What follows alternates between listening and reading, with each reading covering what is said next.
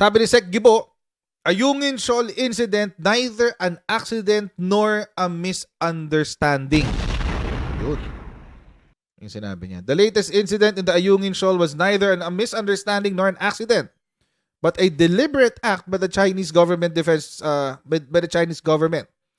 Secretary Gilberto Chodoro Jr. said Monday in a clear departure from the earlier remarks by Executive Secretary Lucas Bersamin. Okay. That's very obvious kasi naalala ko last Friday. Friday ba o Saturday? I think that's a Friday. Last Friday, si Secretary E.S. Bersamin, naglabas ng statement na yung nangyari daw sa Ayungin ay it's an accident or a misunderstanding. Game, mag-sendwave muna tayo guys. So, bago tayo magpatuloy sa ating next topic, mag-shoutout muna tayo kay Sendwave. Ayan. So, kayo ay nasa US, UK, Canada, Italy, France, Spain, Ireland, and Belgium. May pwede na kayo magpadala ng inyong mga remittances sa Pilipinas gamit po ang Sendwave. At gagawin nyo lang ay download ng Sendwave app. Lagay nyo yung bank account details nyo dyan. At pwede na kayo magpadala sa GCash, Cash Pickup at iba't ibang mga bangko sa Pilipinas. At kapag ginamit nyo pa kayong promo code na Coach Jarrett, ayan, nakasulat nyo sa baba, ay makakuha pa kayo ng karagdagang $20 free credit. Kaya gamitan na si Sendwave for all of your remittance needs. Okay. Ay, iniisip ko mga kochero, hindi kaya nagkaroon ng miscommunication. Baka nagkaroon ng miscommunication sa gitna ng Malacanang at saka hindi Malacanang eh. Kasi si Secretary si E.S. Bersamin was not representing Malacanang during that time. He is naglabas siya ng statement as the chairperson of the National Maritime Council.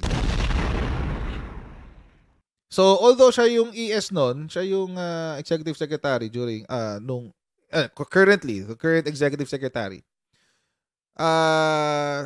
Because of siya yung chairman ng National Maritime Council, kailangan niyang i-communicate kung ano yung opinion ng National Maritime Council.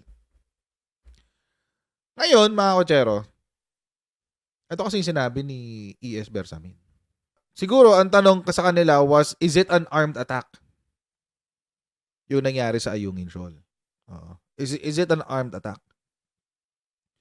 Ang sagot ni E.S. Bersamin was, no, hindi raw yun armed attack. You know, this was probably a misunderstanding or an accident. We're not yet ready to classify this as an armed attack. I don't know kung ano nakita namin, kung yung mga nakita namin is bolo acts but nothing beyond that. So, I think yung konteksto na gustong i-communicate dito ni E.S. Bersamin is yung ano na ba yun? Yung bang paggamit ng bolo at axe, is it already an armed attack? And yung pagkakasabi niya ng misunderstanding, baka yung misunderstanding related to the Mutual Defense Treaty. Kasi nga, di ba, laging sinasabi, yan, armed attack na, kasi may bolo, may itak, may sibat, etc., etc. So, baka yun yung nire-refer niya na misunderstanding. So, baka yun yung sinasabi niya na accident or misunderstanding regarding to our understanding of the Mutual Defense Treaty. It could be, pwede rin naman kasi na yan talaga yung unang posisyon ng Malacanang. Pwede rin naman yun eh. Na sige, for now, habang hindi pa natin pinag-aaralan, baka it's just a misunderstanding or an accident. Hindi pa pinag-aaralan eh. Hindi pa pinag-aaralan. So, now na pinag-aaralan na, take note yung sinabi ni Secretary Gibo kanina was qualified. The President himself went to Palawan to talk to the people who were involved in the incident. And dahil doon, nakausap na niya yung mga tao doon, nakapag-decide si PBBM and now it is this. Okay lang naman yun. Now it is not an accident nor a misunderstanding. So now it's it's a categorical. Diba? But anyway, kasi, ang drama ngayon dito ng mga Duterte Balahura supporters is, ang gugulo nyo! Ano ba talaga? Yan ang sinabi ni Harry Roque. Misunderstanding or accident per E.S. Bersamin or aggressive use of force per Sec Teodoro. Isa lang ang pwede and not both. Get your acts together. Pinagtatawanan na tayo ng kabila. Ano ba talaga, kuya? Sabi ni Harry Roque. Kung magsalita naman to, akala niya, napaka-perfect ni Digonggong. Nakailang bawi ba si Digonggong ng mga statement niya? Baka nakakalimutan ni former spokes Harry Roque kung ilang beses siyang nagpaikot ng kwento para lang ilusot si Digonggong. Baka nakakalimutan niya yung sinabi ni Digonggong na magmumug ka ng gasolina. Hindi ka magkaka-COVID. Baka lang naman. Baka nakakalimutan ni Harry Roque kung ilang beses niyang minaliit, in-undermine yung statement ni Digonggong na kill them all. Sabi niya sa pulis patungkol sa mga drug pusher. Kill them all. O baka nakakalimutan din ni Harry Roque kung ilang beses niyang pinalusutan si Digonggong nung sinabi ni Digong na yung fentanyl ay Cloud9. At nung sinabi ni Digonggong na nagmamarihuana siya. Get your acts together kapag John. Kayo nga ni Panelo, hindi kayo magkasundo sa gentleman's agreement. Get your acts together. Come on. Spokes. Former Spokes, Attorney Harry Roque. Ay, nako. Kanina, nag-press con ang ating security sector. At sabi ko sa inyo, manonood tayo ng mga videos today kasi mas maganda kasi naririnig natin sa kanila yung mga statement. Tulad kanina, narinig natin kay PAOK Chairman, yung, or spokesperson, if I'm not mistaken, yung tungkol dyan kay, sa tumakas nga na manager, nabuti, nahuli. Ngayon, dito naman, pakikinggan natin mismo, straight from the horse's mouth, kay Secretary Gubo Teodoro, yung mga ganap tungkol dyan sa ayungin. Pakinggan natin. Magandang hapon, Malacanang Press Corps, and welcome sa ating press briefing ngayong hapon, June 24. We are joined today by the Department of National Defense Secretary Gilbert Teodoro, National Security Advisor Secretary Eduardo Año, and Department of Foreign Affairs Acting Secretary Maria Teresa Lazaro to discuss developments related to the resupply mission incident in the Ayungin Shoal involving the Armed Forces of the Philippines and China Coast Guard. Good afternoon, Secretary Teodoro, Secretary Año, and Acting Secretary Lazaro. Let's start with Secretary Teodoro, sir. Good afternoon, ladies and gentlemen. We call this press conference today to update you with events from the President's visit to the Western Command of the Armed Forces of the Philippines in Palawan yesterday. Bumisita pala talaga. After his talk to the troops, more specifically also to the members of the WESCOM who conducted the RORE mission to Ayungin Shoal last June 17. The President gave his commitment and resolve to support our dedicated and courageous men and women in the armed forces in their fight to defend our territory. As he mentioned in his speech yesterday, and I quote, "History itself can tell that we have never in the Philippines yielded to any foreign power. Truth. We owe to our forefathers the duty to keep the freedoms that they fought, bled, and died for, and that they presently enjoy. Kailanman ay hindi tayo magpapasupil at magpapaapi kahit sa kanino man. We would also like to categorically state that our policy in the West Philippine Sea has not changed. As declared by the President in numerous instances, we will not give up an inch, not even a millimeter of our territory to any foreign power. We will continue to defend our territory and exercise sovereign rights thereon as we see fit. We reiterate that we seek neither permission nor consent from anyone in performing our sworn duties in the West Philippine Sea. So, 'di ba nung Friday sinabi rin ng nung National Maritime Council na i-announce daw muna yung mga RORE missions. Mukhang ngayon may pagbabago ng Well, hindi naman nagbago. Yung naman yun yung sa National Maritime Council was a recommendation. Ibig sabihin, sasabihin pala nila kay PBBM and it's still up for approval. Hindi pa siya approve. Wala pang ganong klaseng polisiya. So, mga kotsero, it seems there will be no change in policy. Oo. So, wala nang announcement. Which I think, I prefer that compared dun sa nag-a-announce. Kasi tulad ng sinabi natin nung Friday, kung mag-a-announce ka at sinugod ka pa rin ng China, you have a moral victory. Siyempre, moral victory yun. But then again, it's only a moral victory. Walang yun eh. Kumbaga, pat on the back lang yun eh, di ba? Good job, moral victory. Pero iba pa rin yung nag-exercise ka ng iyong soberenya. Iba yung nag-exercise ka ng iyong freedoms. And etong sinasabi ni Secretary Gibo is exactly that. Now we will exercise our sovereign rights dito sa ating West Philippines. And by the way, mga kotsero, pag pala pag pala nagse-share kayo ng mga quotes tungkol sa West Philippines Sea, lagyan niyo ng hashtag para kumalat. Yung ate ng West Philippines Sea. Lagay niyo yun. Kumakalat nga ngayon sa TikTok, ang daming gumagawa ng ganong content. Ate ng West Philippines Sea. Kalat niyo yun. Para at least, pwede rin kung mag-English, di ba? West Philippine Sea is for the Philippines. Para naiintindihan ng lahat. Di ba? Kasi kasi we need everyone to be aware.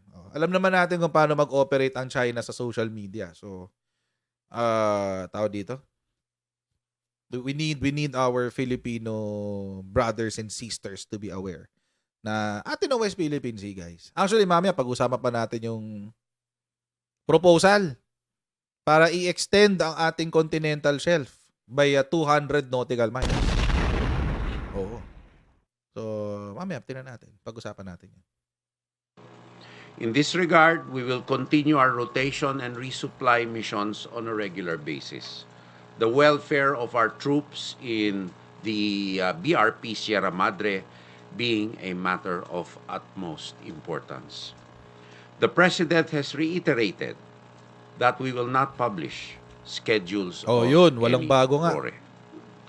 We see the latest incident in Ayungin not as a misunderstanding or an accident. It is a deliberate act of the Chinese officialdom to prevent us from completing our mission.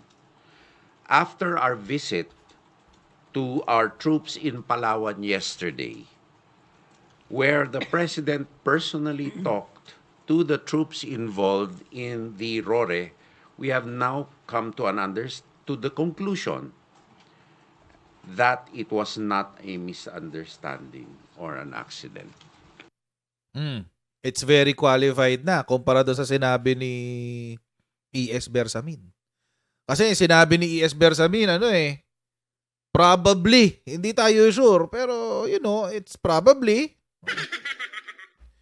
Parang hindi pa sigurado, speculative in nature. Kasi nga mga kotsero, kakatapos lang mangyari na ito noon eh. At syempre nag-uumpisa pa lang sila ng investigasyon nila. So, wala pang wala pang finality. And nakakatawa nga yung mga nagsasalita, 'di ba? Yung mga ibang mga DDS sinasabi lang, bakit tahimik si Bongbong Marcos doon sa nangyari sa Ayungin, etc., etc. Alam nyo mga kotsero, hindi naman kasi dapat ina-announce yung mga ganyang aktibidades. Oo.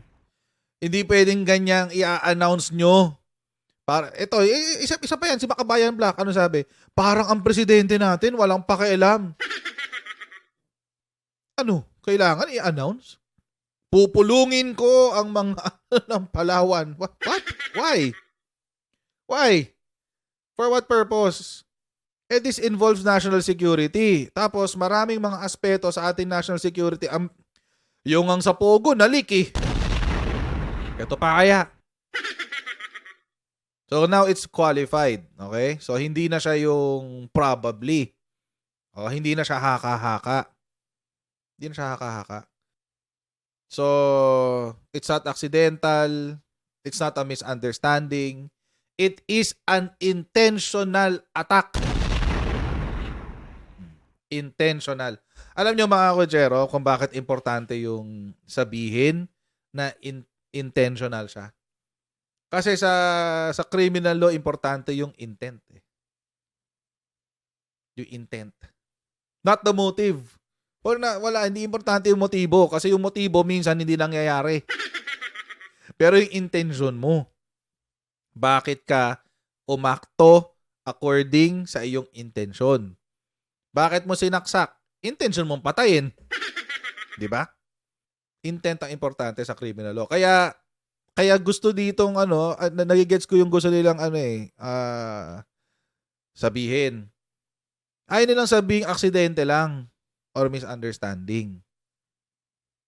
Kasi may intention talaga ang China. Para mas mabigat ang yung tawag dito, yung responsibilidad mo doon sa act. So, tama yung sinabi ni Secretary Gibo. It's neither an accident nor a misunderstanding. Sinadya. We are not downplaying the incident. It was an aggressive and illegal use of force. Categorical. We, however, continue to find peaceful solutions to this issue, as pointed out by the President, and I quote, "We are not in the business to instigate wars. The Philippines is a responsible state. We will continue to exercise our freedoms and rights in support of our national interest in accordance with international law," unquote. The President was inspired by the bravery and commitment of our soldiers in Westcom. And they can be assured of the entire support of the armed forces and this administration in carrying out their duties to protect our territorial integrity, sovereignty, and sovereign rights. Thank you very much. Thank you. Grabe. Yun ang importante eh. Yung confident yung ating AFP at ang ating security establishment na nandiyan yung backing ng gobyerno nila. Kasi syempre, the commander-in-chief is the president, civilian. At syempre, they would also need to be confident doon sa direksyon at mga aksyon na gagawin ng presidente. So, importante yan. Buti na lang si Sekigbo yung yung ating DND secretary. No? Buti na hindi yung mga Duterte dyan sa tabi-tabi. Kasi, what the heck? Thank you, Secretary Teodoro. We have room for questions, starting with Chona Yu, People's Journal. Sir, good afternoon. Hello? Hello? Okay. Hello? It's on. Sir, Hello? during the meet and greet kahapon, what is the sentiment ng mga sundalo na nakamiting kahapon ni Pangulong Marcos sa Palawan? I can unequivocally state, masasabi ko, na mataas ang moral ng ating mga sundalo. Wow. Sa harap nitong mga hamon na ito, lalo silang na-inspire at pag-iintigin nila ang pagpapatupad ng kanilang mga duties. At ang bisita ng ating Pangulo kahapon ay nagsemento ng kanilang moral. Nalaman ni Presidente ang totoong pangyayari, na-interview niya isa't isa, nalaman din niya ang kondisyon nila ngayon. Some have injuries na kahalubilo niya, hindi lamang yung na-injure kundi kanilang mga pamilya. At masasabi ko ulit na mataas ang moral ng ating mga kasunduluhan. In this regard, nagpapasalamat din ako sa mga kababayan natin na patuloy ang suporta sa ating pangulo sa kanyang policies sa West Philippine Sea at sa ating kasundaluhan. I would like to take special mention to acknowledge the various business groups like Finex, Management Association of the Oo, Philippines, nagsalita yung business groups. and the like that issued statements of support, unequivocal support. And today I would like to thank the Association of Generals and Flag Officers for issuing a statement fully supporting the thrusts of this administration and praising, ginawa rin ng ating Pangulo ito, the professionalism and restraint in the face of adversity, grave adversity by our troops. The President has said that he could not be prouder of each and every Filipino soldier. And I think all of us Truth. Filipinos share that sentiment. Truth! Palakpakan natin mga sundalo natin, mga kotsero. Palakpakan natin silang lahat. Deserve talaga nila yung respeto na dapat natin ibigay sa kanila. Totoo lang. Oo, dapat talaga pag may nakita kayo na na sundalo respeto 'yun. Bigay niyo, pasalamatan niyo sa serbisyo nila, mga kotsero. Kasi iba yung puhunan. Nakita niyo naman yung puhunan nila eh. Kita niyo, di ba? Tayo, puhunan natin dito, wala lang, puna-puna, laway-laway, etc., etc. Pero sila hindi. Sila hindi. Ang puhunan nila, buhay nila. O, life and limb. Yun ang puhunan nila para magampanan yung responsibilidad nila. Kaya pag nakakita kayo ng sundalo, may kamag-anak kayong sundalo, pasalamatan nyo sila sa kanilang serbisyo. Wag nyo kakalimutan yun. Wag nyo kakalimutan. Pasalamatan nyo sila. Kung wala sila, hindi tayo makakatulog ng mahimbing sa ating mga tahanan. Wala tayong Pilipinas na tatawaging bansa. Kaya pasalamatan natin silang lahat. Saludo po sa lahat ng mga kumakaabot man to sa ating mga kasundaluhan. Marami pong salamat sa inyong serbisyo. Huwag po kayong pagpapanghihinaan ng loob. Nasa likod nyo lang po kami. At kung kailangan nyo ng tulong namin, reach out. Tapos sabihin nyo lang po, I'm sure alam naman ng presidente yan kung kailan tayo magsisilbi. Alam ng presidente yan kung kailan tayo magsisilbi. So, if that time comes, nasa likod nyo po kaming lahat. Tuloy natin yung video.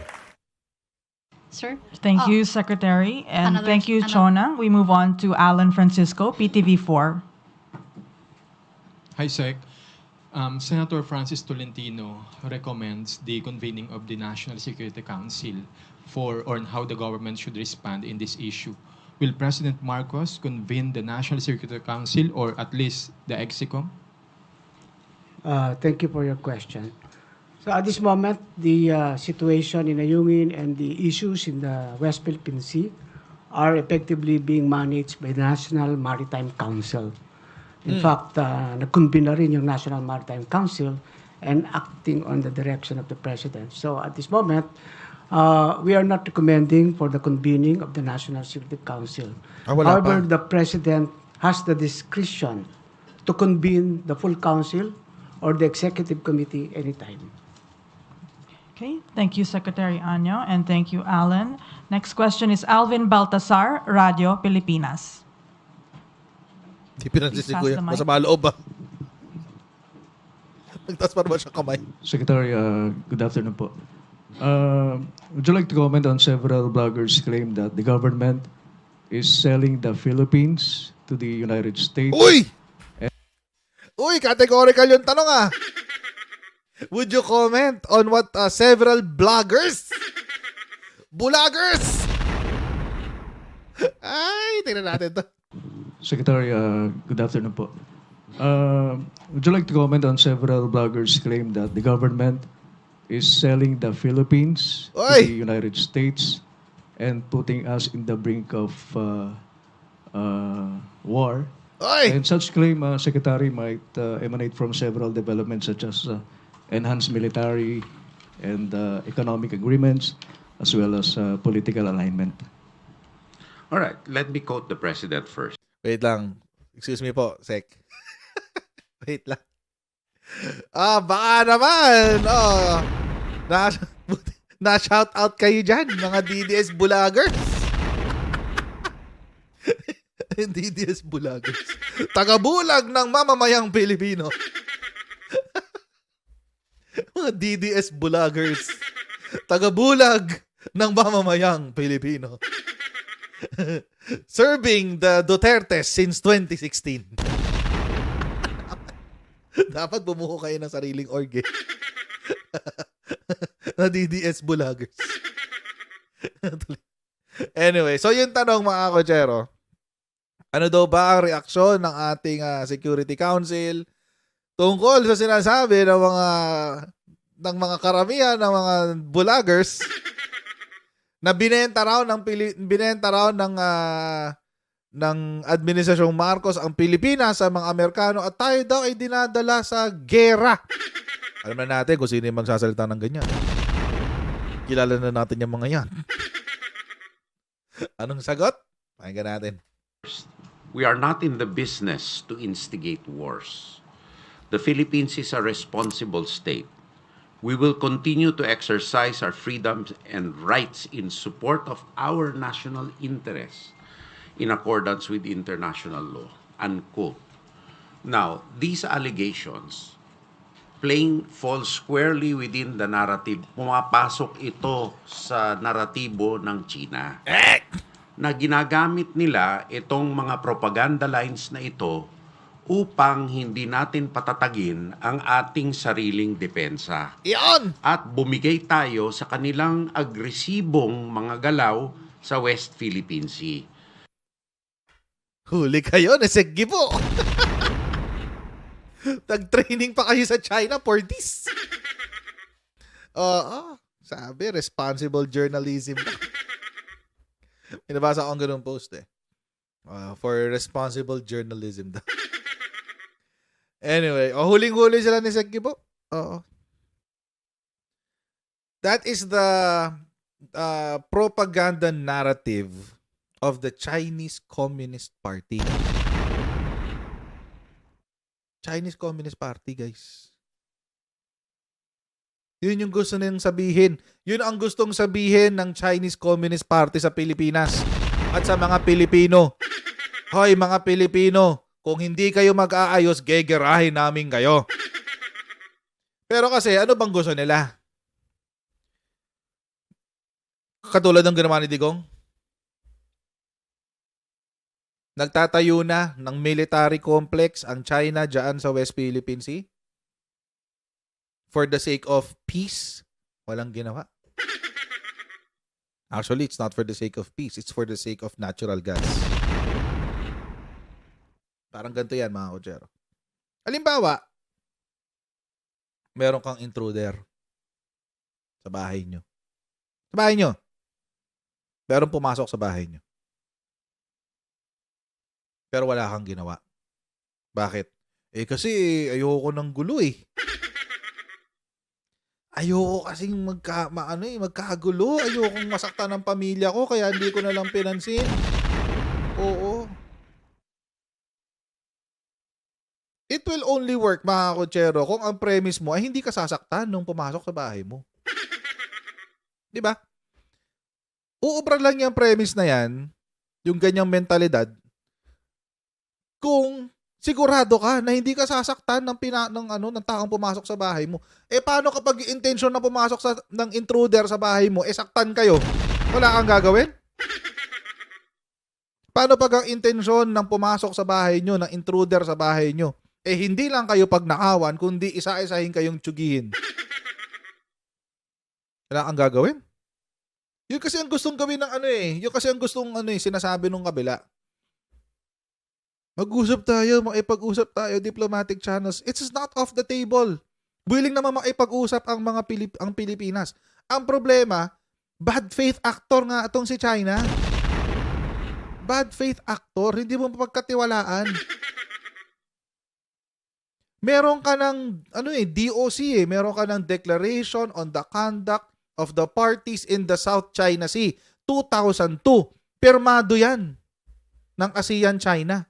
Sinunod ba nila? Hindi. Tapos you're expecting the Philippines to go back to the same strategy? Tapos kinukumbinsi pa tayo nitong mga DDS vlogger sa pamumuno ni Digongong Duterte. Kinukumbinsi tayo na wala yan, tubig lang yan. Wala tayong karapatan dyan, hindi natin teritoryo yan. Nabalitaan nyo na ba to? Nabalitaan nyo na to? Wait, papakita ko lang sa inyo to, mabilis lang. Kasi this is a very, very, very important development na sana pagbigyan ang Pilipinas dito.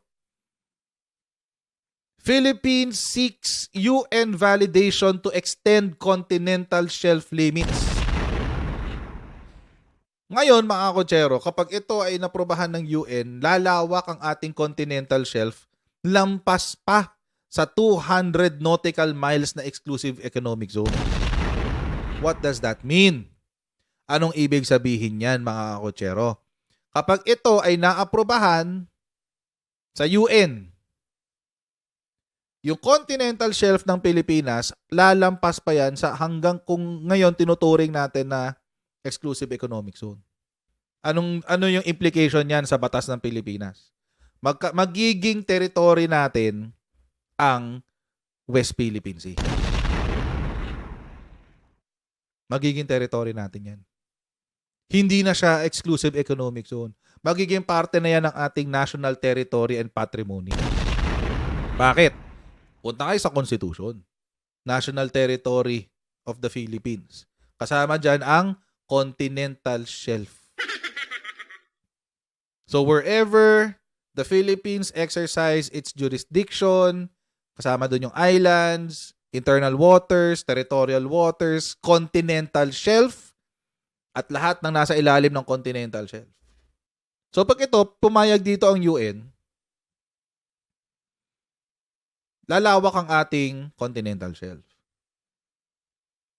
Today, sabi, the Department of Foreign Affairs said its mission to the United Nations had submitted documentation with the UN Commission on the Limits of the Continental Shelf or CLS on Friday to register the country's entitlement to an extended continental shelf or ECS in the West Palawan region.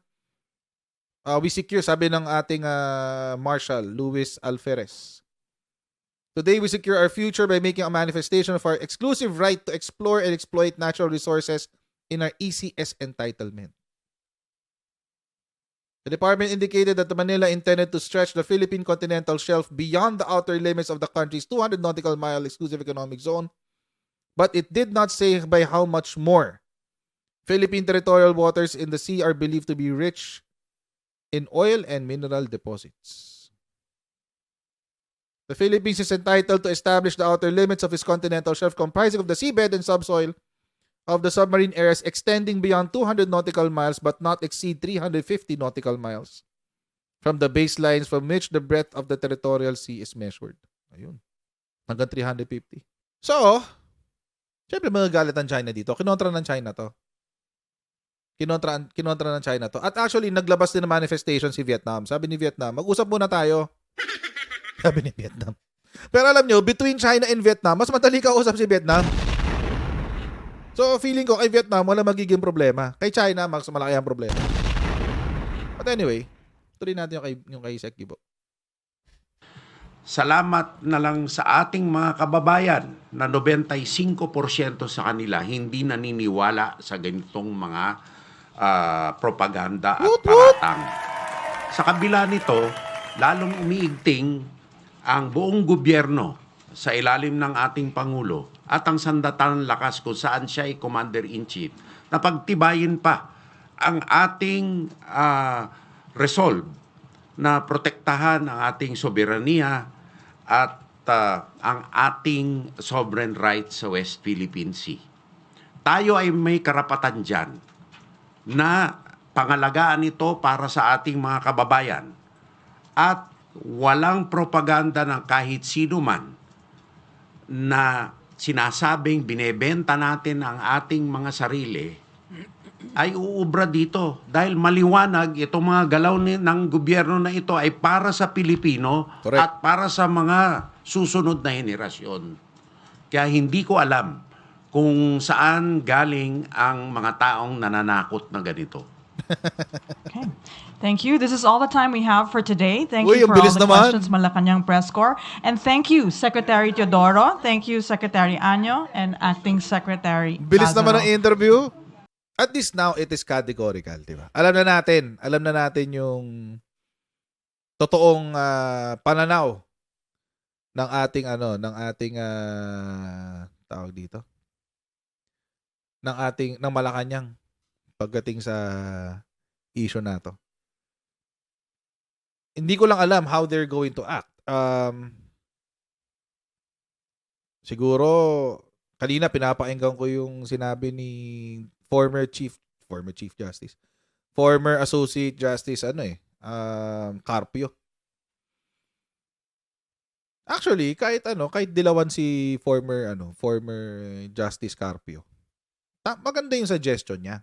Sabi kasi niya, hindi natin kayang sabayan si China sa military might. That's obvious. Pero we can take the case to the International Court of Justice. Fight them through the law. And ang tanong ko na lang doon would be, how are you going to enforce it? UN? We don't know. Pero again, at the end of the day, mga kotsero, we still have to recognize na kailangan pa rin nating palakasin ang ating defense capability. And wala tayong ibang way para that's our only solution. And it will take years bago pa tayo umabot sa ganung punto. Matagal pa yan bago natin ma-develop yan. So we need a stopgap measure. Ano yung pinakamagandang stopgap measure? The best stopgap measure that we have is to utilize our partnerships with other countries. Nakakagulat nga, mayroong isang barko ng US dyan sa Palawan ngayon 2 days nang nakadaong, guys, hindi umaalis. Hindi umaalis. Dyan sa Palawan. Balitaan niyo ba yun? Hanggang ngayon nandyan pa. Hindi naalis yung barko. baka yan yung baka yung nasa Balabak yan. Hindi ko alam kung saan nakadaong O Puerto Princesa yata. Somewhere there. Tapos, yung isang suggestion naman ni tawag dito? Suggestion ni Powell. Isang suggestion naman ni Powell. Hindi naman kailangan i-invoke yung buong Mutual Defense Treaty. Yung Article 5 yata, yung tungkol dun sa response. Pero, pwede nang i-invoke at least yung Article 3. Yung sinasabi niya, yung Article 3 naman is yung kausapin na ang US government regarding doon sa mga bagay na pwedeng itulong ng US government. Related to the peace and security of the country. So yun yung Article 3. We don't know kung yun na yung kung inaction na yan ng presidente, we don't know. And you know what, mga kotsero? Best is we do not know. Mas maganda na keep it classified para hindi alam ng taong bayan, saka na lang alamin kapag nandiyan na. Mas magandang classified kasi baka mamaya magkaroon naman ng leak. Lintik na leak yan. Oo. So, sana ganun na lang muna. Keep it to themselves. High level muna.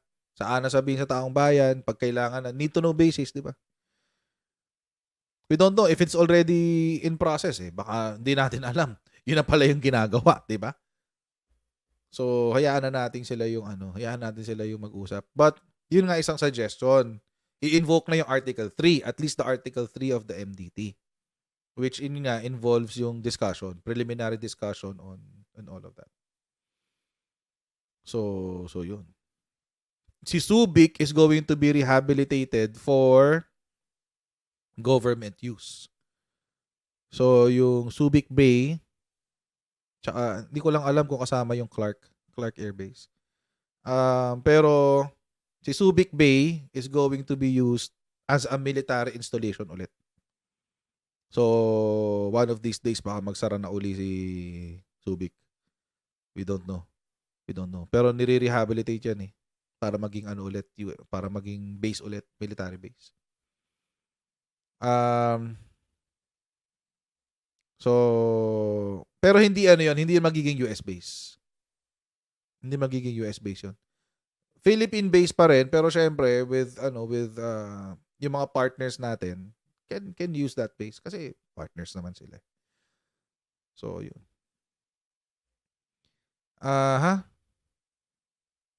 So, let's hope. Ano pa? Pero mga kochero, again, don't make the mistake na si PBBM walang ginagawa. Kasi yun ang laging sinasabi ng mga bulagers eh. Di ba? Yung ang trabaho nila bulagin ng Pilipino. Yan. Dahil nga nung kahapon, nagpunta siya sa Palawan mismo to get the lowdown or the 411 on what happened doon sa Ayungin incident. And ito yung kanyang speech while addressing our soldiers. Despite these challenges, you have stood up and upheld the fundamental principles that binds all of us Filipinos, a mutual respect for life, for dignity, and for community. Kailanman ay hindi tayo magpapasupil at magpapaapi kahit na kanino man. Today, as your Commander-in-Chief, I have never been prouder of the brave women, men, and not just the Western Command, but the entire armed forces as I am today. Alam nyo mga kochero, I think it's not just the president. I think it's sabi ko nga sa inyo nung pinapanood ko yung video, nakakabilib yung restraint, yung self-control ba ng sundalo natin. Galing. Di ba kung tayong mga ordinaryong sibilyan, nagbabarilan pa sa kalsada. Pero sila, gabi, galing. I salute the 80 officers and troops who sailed the waters and exercised the greatest restraint amidst intense provocation. Truth. You demonstrated to the world that the Filipino spirit is one that is brave, determined, and yet is compassionate. I reassure you that you have the entire nation behind you, praying for your safety, praying for your success. The Filipino people is grateful for your dedicated service and to the families that support you. Let me, of course, mention Seaman First Class Underwater Operator Jeffrey Facundo, who was harmed and was injured in the recent incident. Yung siya, naputulan ng daliri. So as we award these medals, we remember that on June the 17th, we made a conscious and deliberate choice to remain in the path of peace. The government will continue to provide all your needs and look after your welfare and your family's welfare. Kayo ang halimbawa ng isang bagong Pilipinas. Kayo ay isa sa aming inspirasyon para lalo pang pagbutihin ang aming sinumpang tungkulin. So once again, mga kochero, panalangin po natin ang ating kasundaluhan. Tsaka, suportahan natin yan. Once again, kapag meron kayong mga nakitang nakasalubong, kakilalang sundalo, bigay nyo yung or kahit yung mga mga retired na. Basta kagalang-galang pa rin sila. Hindi katulad nung iba. Hindi katulad nung iba. Diba? Bigay nyo sa kanila yung deserve nila.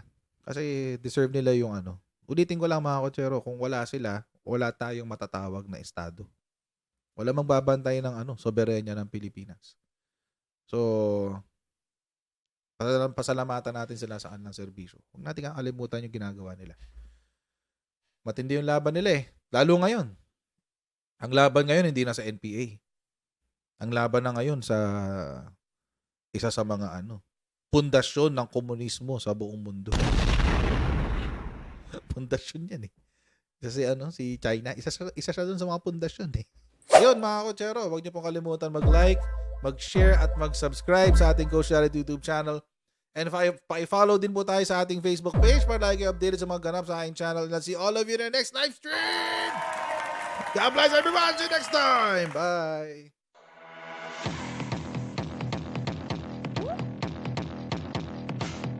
Pag ganun, huwag natin gawing tanga mga Pilipino. Mas maganda kasi nasa lugar ka ng tama kaysa yung pinipilit mo yung pagkakamali.